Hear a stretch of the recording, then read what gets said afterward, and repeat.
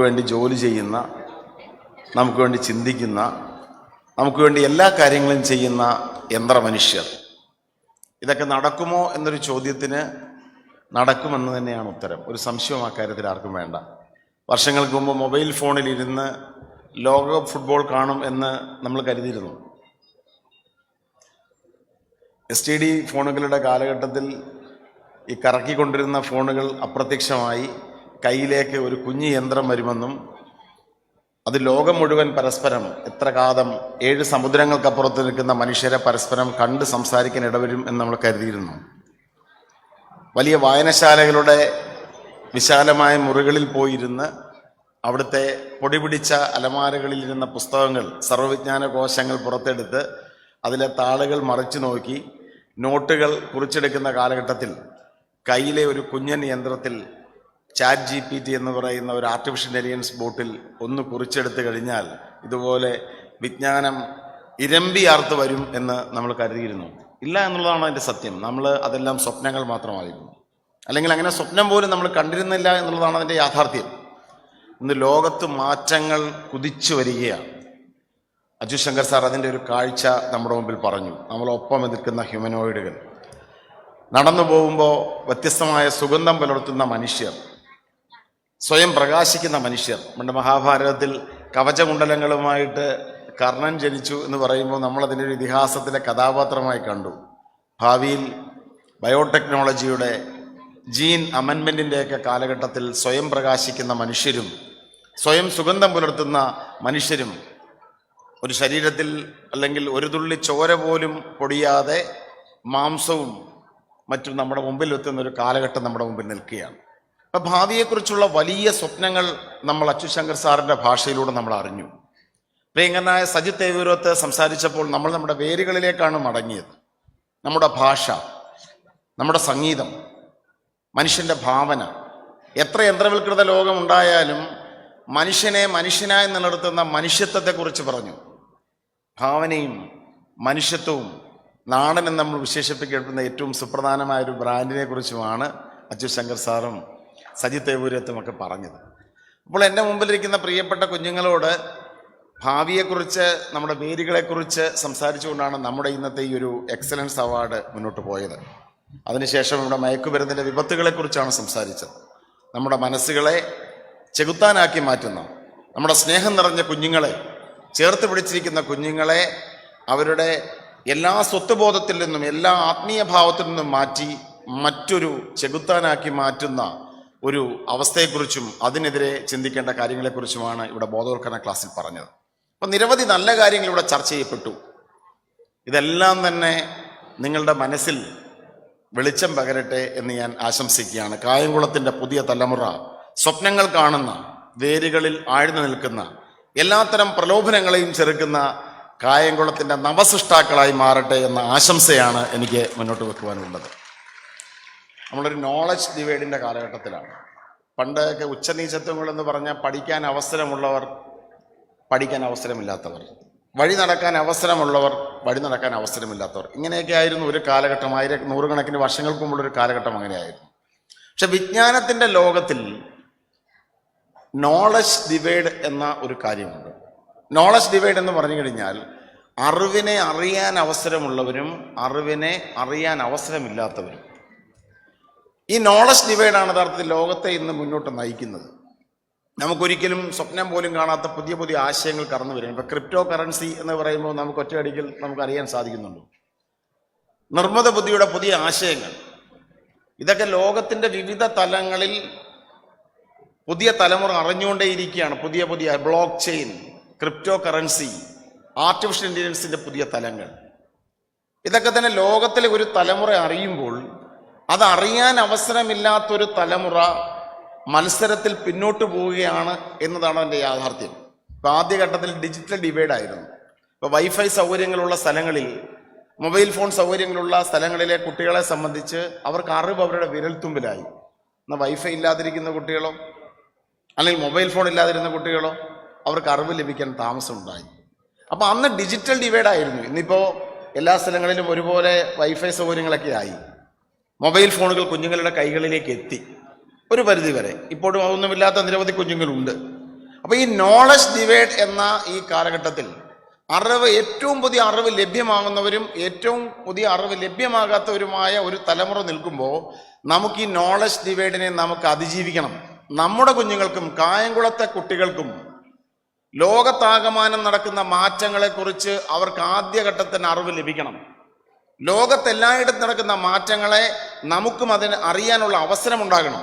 നമുക്കത് അനുഭവവേദ്യമാകണം. ഞാൻ അച്ചു ശങ്കർ സാറിനോട് ചോദിക്കുകയായിരുന്നു, ഒരു ജനപ്രതിനിധി എന്ന നിലയിൽ, സാർ ഞാൻ എന്താണ് ചെയ്യേണ്ടത്?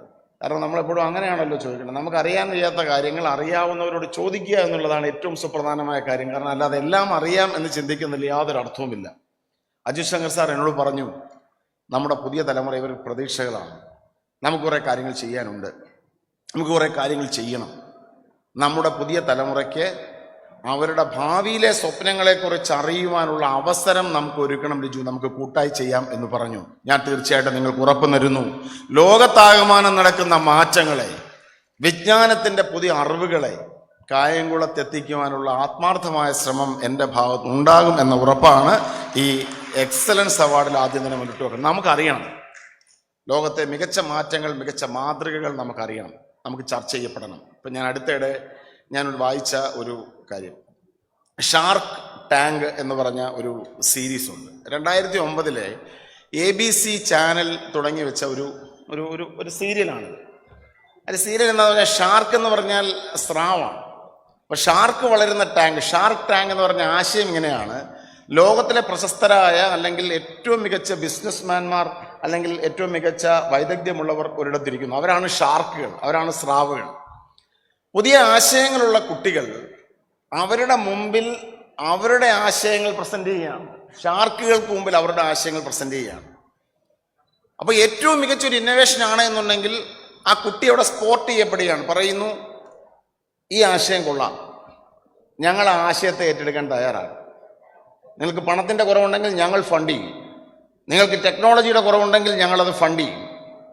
ഷാർക്ക് ടാങ്ക് എന്നൊരാശയം കേരളത്തിൽ, നമ്മുടെ ലോകത്താകമാനം നിരവധി സ്റ്റാർട്ടപ്പുകളെ സൃഷ്ടിച്ചു. ഞാനിത് എടുത്തു പറഞ്ഞ എന്താണെന്ന് പറഞ്ഞാൽ, നമുക്ക് ചിലപ്പോൾ പണം ഉണ്ടാവില്ല, നമുക്ക് ചിലപ്പോൾ ലോകത്താകമാനമുള്ള എത്തിപ്പെടാനുള്ള അവസരം ഉണ്ടാവില്ല. എന്നാൽ പുതിയ ലോകം ഈ പരിമിതികളെ അതിജീവിക്കാനുള്ള അവസരം നിങ്ങൾക്ക് മുന്നോട്ട് വെക്കുന്നുണ്ട്. നിങ്ങൾക്ക് അറിവുണ്ടെങ്കിൽ, നിങ്ങൾക്ക് ആശയമുണ്ടെങ്കിൽ നിരവധി ഷാർക്കുകൾ നമ്മളെ സപ്പോർട്ട് ചെയ്യാൻ വേണ്ടി ഉണ്ട്. അപ്പോൾ അതുകൊണ്ട് നിരാശരാവേണ്ടതില്ല. നമ്മുടെ ആശയമാണ് നമ്മുടെ കരുത്ത്. കായംകുളത്തെ ഓരോ കുട്ടിക്കും അത്തരം ഒരു ആശയത്തിൻ്റെ കരുത്തുണ്ട് എന്ന കാര്യത്തിൽ എനിക്ക് സംശയമൊന്നും തന്നെയില്ല. ആത്മവിശ്വാസത്തോടെ മുന്നോട്ട് പോകുക എന്നുള്ളതാണ് ഏറ്റവും പ്രധാനപ്പെട്ട കാര്യം. നിങ്ങളുടെ ആശയങ്ങളെ നമുക്ക് ഉപയോഗപ്പെടുത്തണം, നിങ്ങളുടെ കഴിവുകളെ നമുക്ക് ഉപയോഗപ്പെടുത്തണം. ഇന്നിങ്ങോട്ട് ഞാൻ ഇവിടെ സംസാരിക്കാൻ വേണ്ടി വന്നപ്പോൾ എൻ്റെ ഒരു സുഹൃത്തായ ഡോക്ടർ എന്നോട് പറഞ്ഞു, ഒരു കാര്യം കുഞ്ഞുങ്ങളോട് പറയണം എന്ന് പറഞ്ഞു. ഞാൻ ചോദിച്ചു, എന്താണ്? അത് ഈ മൊബൈൽ ഫോൺ ഉപയോഗത്തെ പറഞ്ഞു. ഞാൻ പറഞ്ഞു, കുട്ടികളോട് മൊബൈൽ ഫോൺ ഉപയോഗത്തെക്കൊക്കെ പറഞ്ഞ് അവരെ ഉപദേശിക്കുന്നത് എത്രമാത്രം കുഞ്ഞുങ്ങൾക്ക് ഇഷ്ടപ്പെടുമെന്ന് അറിയില്ല. അതങ്ങനെ മൊബൈൽ ഫോണൊക്കെ ഇപ്പോഴത്തെ ഒരു കാലഘട്ടത്തിൻ്റെ രീതിയല്ല. പറഞ്ഞു, അങ്ങനെയല്ല, നിങ്ങളൊന്ന് പറയണം എന്ന് പറഞ്ഞു. നിർബന്ധമായി പറഞ്ഞതുകൊണ്ട് ഞാനൊന്ന് വിഷയമോടെ പറയുകയാണ്. എത്രമാത്രം അത് ആളുകൾക്ക് ഇഷ്ടപ്പെടുമെന്ന് എനിക്കറിയില്ല. എന്നോട് പറഞ്ഞു, ഈ മൊബൈൽ ഫോൺ ഉപയോഗത്തിൽ അതിലെ രശ്മികളിൽ ഒരു ഫിസിക്സ് ഉണ്ട്. നമ്മൾ പണ്ട് ഈ വിളക്ക് തെളിച്ച് പഠിക്കുന്ന ഒരു കാലഘട്ടത്തിൽ, അല്ലെങ്കിൽ ഇലക്ട്രിക് ബൾബിൻ്റെയൊക്കെ കാലഘട്ടത്തിൽ, ഈ വിളക്കിൽ നിന്ന് പുറത്തു വരുന്ന രശ്മികൾ എന്നത് മഞ്ഞ അല്ലെങ്കിൽ അത്തരത്തിലുള്ള ലൈറ്റ് റേസ് ആയിരുന്നു പുറത്തു വന്നുകൊണ്ടിരുന്നത്. അവർക്ക് വേവ് ലെങ്ത് കുറവാണ്, വേവ് ലെങ്ത് കൂടുതലായിരിക്കാം, പക്ഷേ അതിൻ്റെ എനർജി ലെവൽ വളരെ കുറവാണ്. എന്നാൽ മൊബൈൽ ഫോണിൽ നിന്ന് പുറത്തു വരുന്നത് ബ്ലൂ റേസ് ആണ്. സാർ, ഇത് എനിക്ക് എന്നോട് പറഞ്ഞൊരു കാര്യവും ഞാൻ വായിച്ചതുമായ ഒരു കാര്യം ഇവരോട് ഷെയർ ചെയ്യണമെന്നുകൊണ്ട് മാത്രം പറയുന്നതാണ്. ഈ മൊബൈൽ ഫോണിൽ നിന്ന് പുറത്തു വരുന്നത് ബ്ലൂ റേസ് ആണ്. ബ്ലൂ റേസിൻ്റെ ഒരു പ്രത്യേകത എന്ന് പറഞ്ഞാൽ വേവ് ലെങ്ത് കുറവാണ്, പക്ഷേ എനർജി കൂടുതലാണ്. ഇതിൻ്റെ ഒരു പ്രത്യേകത എന്താണെന്ന് പറഞ്ഞാൽ, നമ്മളെ ഉറക്കുന്നത്, കുഞ്ഞുങ്ങളെ ഉറക്കുന്നത് മെലോട്ടോണിൻ എന്ന് പറയുന്ന ഹോർമോണാണ്. തലച്ചോറിലെ തന്നെ പീനിയൽ ഗ്രന്ഥികൾ ഉൾപ്പെടുത്തിപ്പിക്കുന്ന മെലോട്ടോണിനാണ് നമ്മളെ ഉറക്കുന്നത്. ഈ മൊബൈൽ ഫോണിലെ ബ്ലൂ റേസ് പുറത്തു വരുമ്പോൾ തലച്ചോറ് തെറ്റിദ്ധരിക്കപ്പെടുന്നത് പ്രകാശമാണ്, പകലാണെന്നാണ്. അപ്പോൾ സംഭവിക്കുന്നത് എന്താണെന്ന് പറഞ്ഞാൽ മെലോട്ടോണിൻ്റെ ഉത്പാദനം കുറയും. അതുകൊണ്ടാണ് നമ്മുടെ കുഞ്ഞുങ്ങൾ രാത്രി ഫോണിലിരുന്ന് മൊബൈൽ ഫോൺ ഉപയോഗിച്ചുകൊണ്ടിരിക്കുമ്പോൾ അവർ ഉറങ്ങാതിരിക്കുന്നതിൻ്റെ പ്രശ്നം എന്താണെന്ന് പറഞ്ഞാൽ, പുറത്തു വരുന്ന ബ്ലൂ റേസ് തലച്ചോറിന് കൊടുക്കുന്ന സന്ദേശം പകലാണ്, ഉറങ്ങാൻ സമയമായില്ല എന്നുള്ള ഒരു കാര്യമാണ്. സ്വാഭാവികമായും നമ്മുടെ ഉറക്കം നീണ്ടുപോകും. 10 മണിക്ക് 8 മണിക്ക് തുടങ്ങുന്ന മൊബൈൽ ഫോൺ ഉപയോഗം 1 മണി വരെ നീളും. അവർക്ക് ഉറങ്ങാൻ കഴിയില്ല. അതിൻ്റെ പിന്നിൽ ഒരു ശാസ്ത്രീയ ഇതാണ്. അപ്പോൾ അതുകൊണ്ടാണ് നമ്മൾ ഉറങ്ങുന്നതിന് മുൻപ്, ഉറങ്ങാൻ ആഗ്രഹിക്കുന്ന സമയത്തിന് 1 മണിക്കൂർ മുമ്പെങ്കിലും ഈ മൊബൈൽ ഫോൺ മാറ്റിവെക്കണമെന്ന് പറയുന്നതിൻ്റെ പിന്നിലെ ശാസ്ത്രീയത അതാണ്. കാരണം ഇതിൽ നിന്ന് പുറത്തു വരുന്ന ബ്ലൂ റേസ് നിങ്ങളുടെ മെലോട്ടോണിൻ ഉൽപ്പാദനത്തെ കുറയ്ക്കുകയും ഉറങ്ങാനുള്ള ടെൻഡൻസി ഇല്ലാതാക്കുകയും നമ്മുടെ ആരോഗ്യത്തെ ബാധിക്കുകയും ചെയ്യും എന്നുള്ളതാണ്.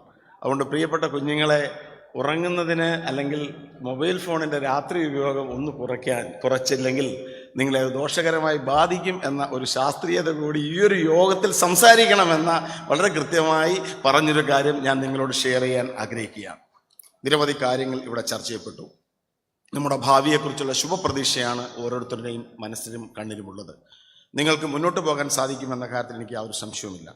നമുക്കെല്ലാവർക്കും ചേർന്ന് മുന്നോട്ട് പോകണം. കായംകുളത്തെ മുന്നോട്ട് നയിക്കാൻ നിങ്ങൾക്ക് ആവശ്യമുള്ള മികച്ച വിദ്യാഭ്യാസ പദ്ധതികൾ, നിങ്ങളുടെ സ്വപ്നങ്ങളെ സാക്ഷാത്കരിക്കാൻ, നിങ്ങളുടെ ആശയങ്ങളെ സാക്ഷാത്കരിക്കാൻ ഒരു എളിയ ജനപ്രതിനിധി എന്ന നിലയിൽ ഞാൻ നിങ്ങളോടൊപ്പം ഉണ്ടാകും എന്ന ഉറപ്പ് നൽകുന്നു. എല്ലാവർക്കും ആശംസകൾ നേരുന്നു, അഭിവാദ്യങ്ങൾ അർപ്പിക്കുന്നു. ജയ് ഹിന്ദ്.